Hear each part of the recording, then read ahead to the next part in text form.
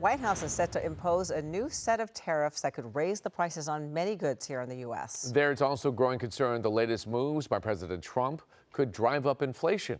And Eyewitness News reporter Josh Haskell is here with more on Trump's plan and how it might impact consumers. Well, in addition to that action on tariffs, Trump just now signed other executive orders. This is that spending freeze the Trump administration instituted last month has now been blocked by a federal judge in Rhode Island.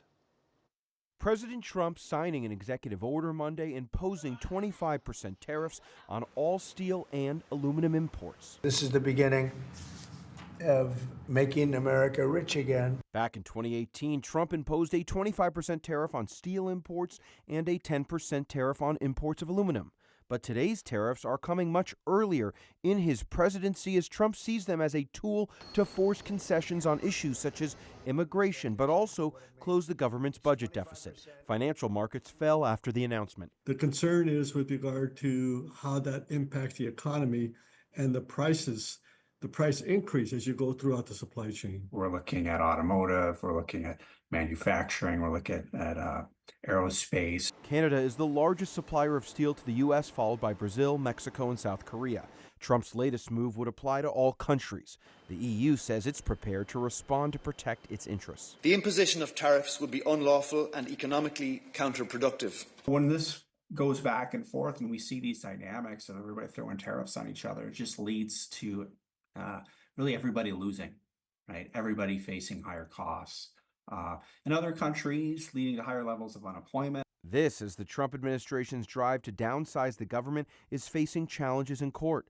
A federal judge in Boston keeping a temporary restraining order in place to pause the Trump administration from carrying out a plan created with Elon Musk to buy out thousands of federal employees.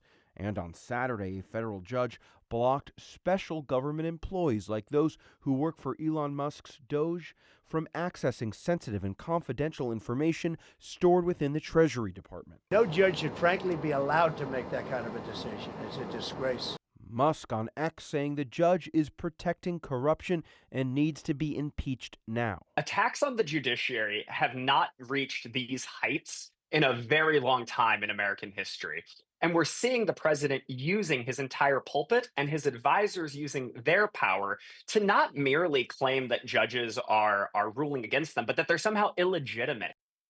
And while in the Oval Office just now, besides tariffs, Trump signed other executive orders, including pardoning former Illinois Governor Rod Blagojevich, who Trump said was set up. Blagojevich was convicted in 2011 on political corruption charges. Back in 2020, Trump commuted Blagojevich's sentence.